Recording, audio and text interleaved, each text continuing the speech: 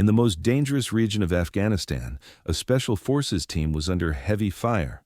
When Commander Barnes was severely wounded, he turned to the most underestimated member of the team, Tim Riley, a former ER nurse he'd dismissed as just a medic.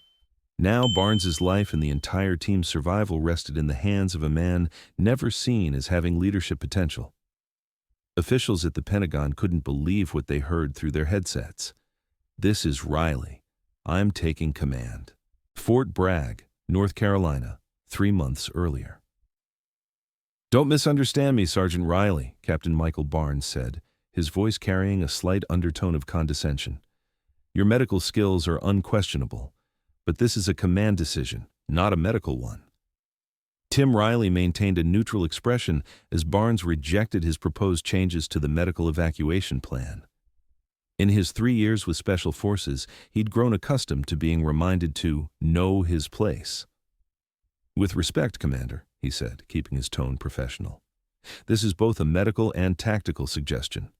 The route I'm proposing could save critical time during evacuations." "Protocols exist for a reason, Riley," Barnes cut him off. "You're a medic, not a tactician." What Barnes was dismissing was Riley's background before joining Special Forces. At 32, Riley wasn't just a medic. He'd spent 5 years as an ER nurse, followed by 3 years on a trauma helicopter, making life-or-death decisions daily. Miller, the team's weapons specialist, approached after Barnes walked away. "Don't take it personally, Doc. Barnes is old school." Tim couldn't quite manage a smile. "The point is survival, Miller. Sometimes the fastest evacuation route isn't the most obvious one." Miller shrugged. "That's why Barnes is in command, not us." Tim paused, then decided, "Until his decisions get us killed." Charleston Air Force Base, pre-deployment. As the team prepared to board the C-17, Tim gave his medical pack one final review, supplementing standard supplies with additional equipment from his civilian emergency medicine experience. "Looks like you're taking the whole hospital with you, Doc," said Jackson, the communications specialist. Tim smiled. "Old habit from medevac. When you're hours from the nearest hospital, you make do with what you have." Their mission was to extract an American intelligence official captured in Taliban-controlled territory in the Korengal Valley, the Valley of Death. Barnes was giving final instructions. "This is a grab-and-go operation. We reach the target, extract the package, head to exfil, avoid unnecessary engagement." As Tim listened, he mentally constructed alternative scenarios. His years in the ER had taught him that even the best plans could fall apart at first contact. "Riley, medical equipment in order?" Barnes asked. "Yes, Commander. Standard kit plus a few additions." Barnes frowned. "We're only taking approved supplies, Riley." "These are approved, sir," Tim said, technically telling the truth. "The supplies were Army approved, just not typically issued to combat medics." As Barnes walked away, Master Sergeant Ramirez lingered behind.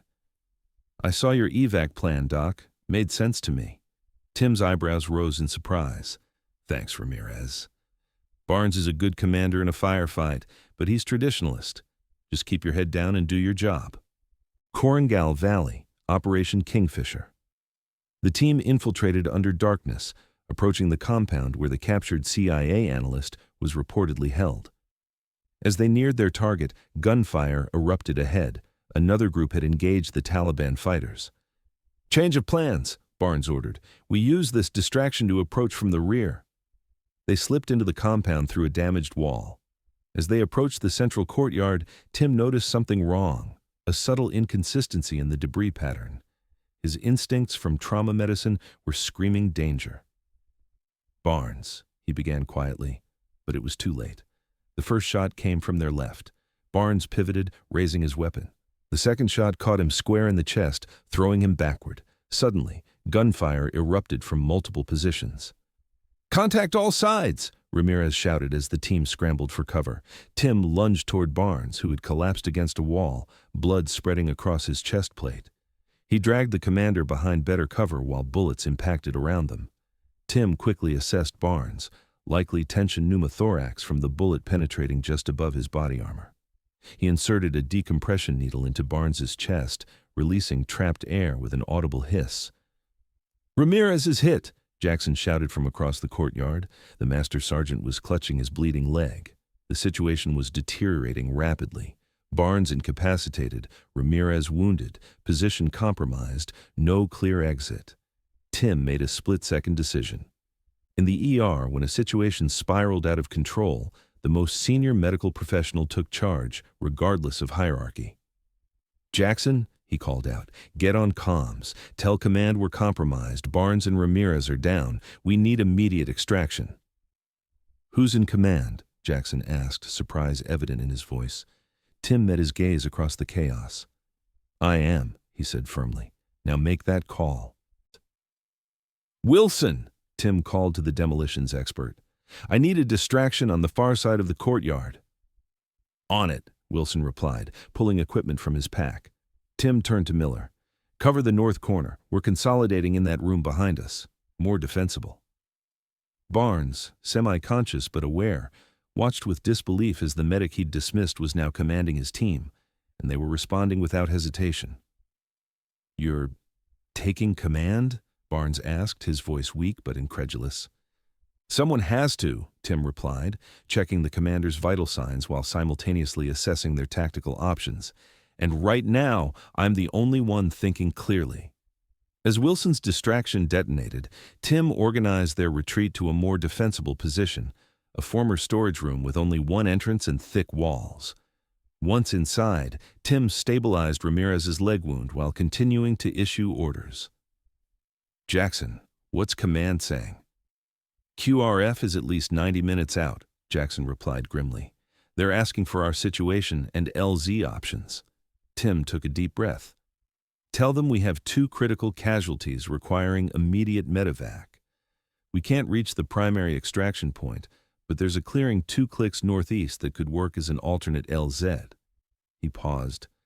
"And tell them Sergeant Riley has assumed tactical command due to command casualties."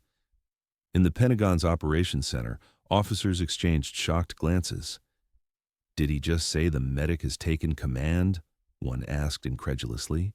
"Well, here's the plan," Tim announced. "We exit through the north wall, use Wilson's last diversion to cover our movement, then make for the alternate LZ." "What about the asset?" Jackson asked.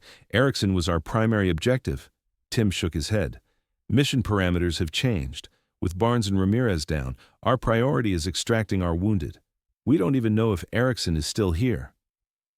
It was a difficult decision, but Tim knew it was right. In triage, you prioritize salvageable lives over uncertain rescues.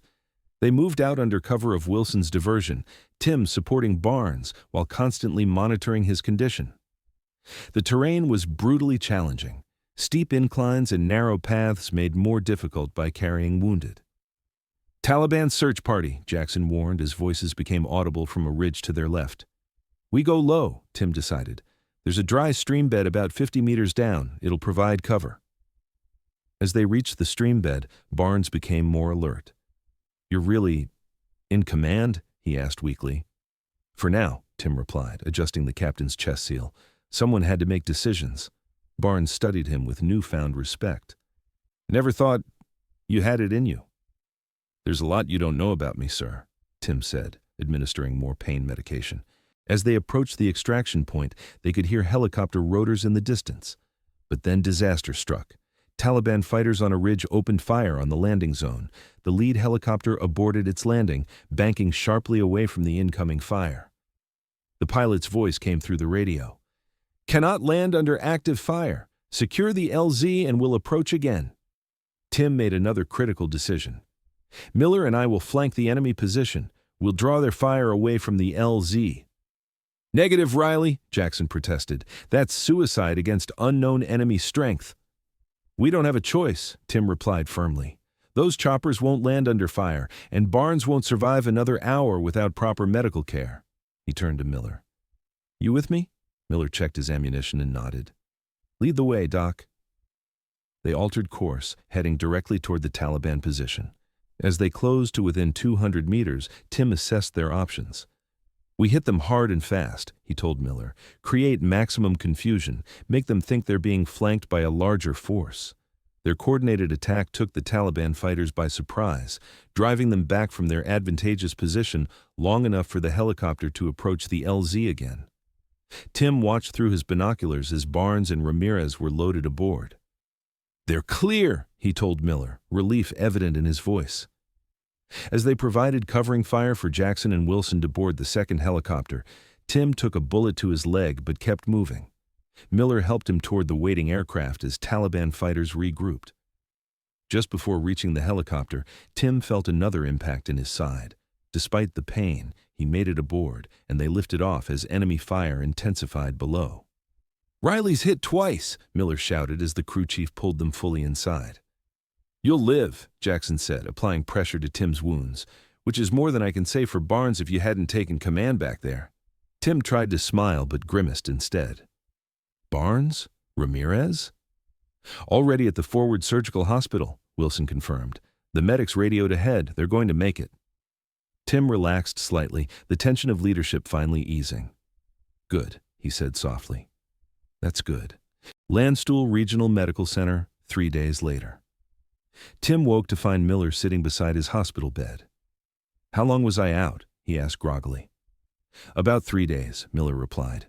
"2 surgeries. Doctors say you'll make a full recovery." "Barnes, Ramirez?" "Both stable. Barnes took a hell of a hit, but your field treatment saved his life." Soon, Barnes himself was wheeled in, looking pale but alert. Jackson and Wilson followed behind. "I've been in Special Forces for 15 years, Barnes said without preamble. "And I've never seen anyone take command under those circumstances the way you did, Riley." Tim shifted uncomfortably. "Someone had to step up, sir." "I've been doing some thinking," Barnes continued, "about why I dismissed your input before the mission." He met Tim's gaze directly. "I was wrong." The admission, so direct and unqualified, surprised Tim. "Your background gave you a perspective on crisis management that's different but equally valuable," Barnes continued. "I saw your medical expertise as separate from operational considerations. That was my mistake." Barnes reached into his pocket and withdrew a Special Forces tab, the insignia that designated a fully qualified operator rather than support personnel.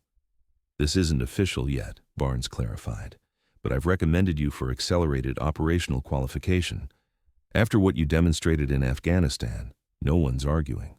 Tim accepted the symbolic gesture, understanding its significance, recognition that his value extended beyond his medical role.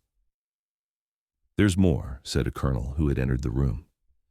"We're establishing a new advanced training program for Special Forces medical personnel, one that formally integrates tactical decision-making and emergency leadership. We'd like you to help develop it."